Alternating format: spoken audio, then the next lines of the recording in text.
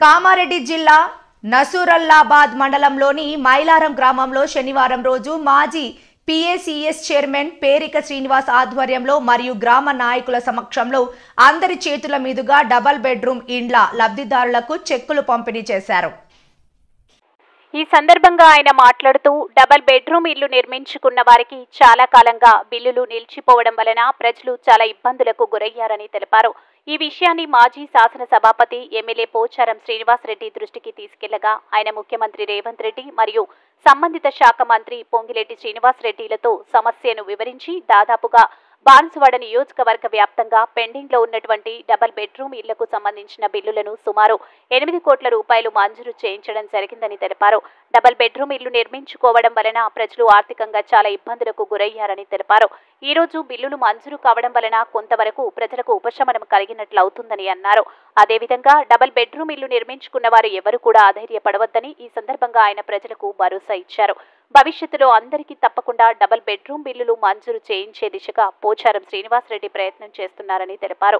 అంతేకాకుండా ప్రభుత్వ సంక్షేమ పథకాలు, కళ్యాణ లక్ష్మి, షాదీ ముబారక్ మరియు పెన్షన్ వంటి పథకాల ద్వారా ప్రజలకు రావాల్సిన ఆర్థిక సాయం గురించి కూడా చర్చలు జరిపి వాటిని కూడా తొందరగా అమలయ్యే విధంగా శతవిధాల ప్రయత్నం చేస్తున్నారని తెలియజేశారు. ఈ కార్యక్రమంలో మాజీ వైసీ ఎంపీపీ ప్రభాకర్ రెడ్డి, మాజీ సర్పంచ్ సాయిరాం యాదవ్, మాజీ ఎంపీటీసీ మహేందర్, నాయకులు బాల హరిశ్చంద్రారెడ్డి, లింగంగౌడ్, జనపాల సాయిలు, చంద్రగౌడ్, బొట్టె రమేష్, దడిగి భూమయ్య, భాస్కర్, జగన్, అల్లం రాములు, దక్కిలి మహేందర్, బండ్ల రాములు, షాబుద్దీన్, సాల సాయిలు, అఫ్జల్, కార్యకర్తలు తదితరులు పాల్గొన్నారు.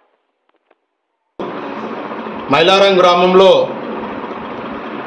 డబుల్ బెడ్రూమ్ బిల్లులు రావడం జరిగింది. వారికి చెక్కులు ఇవ్వడం జరిగింది.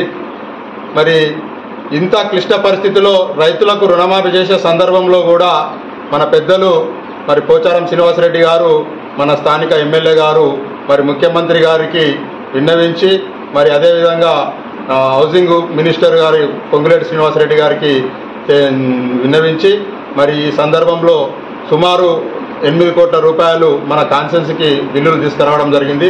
అందులో భాగంగా మైలారంలో కూడా డబుల్ బెడ్రూమ్ బిల్లులు రావడం జరిగింది. మరి ఎంతో శుభ పరిణామం.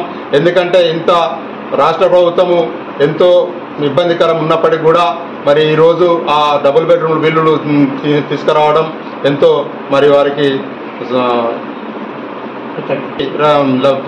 లబ్ధిదారుల కూరట కల్పించినందుకు వారికి ప్రత్యేక ధన్యవాదాలు తెలియజేస్తున్నాం. అలా కూడా మళ్ళా కొంతమందికి బిల్లులు రాలేదు, వారికి కూడా మరి ఆధారపడద్దు. వారు నెక్స్ట్ విడతలో వారికి కూడా రాబోతున్నాయి. అది కూడా సార్ మాట్లాడడం జరిగింది ఎమ్మెల్యే గారు. అవి కూడా వస్తాయని చెప్పేసి ఆశాభావం వ్యక్తం చేస్తున్నాం.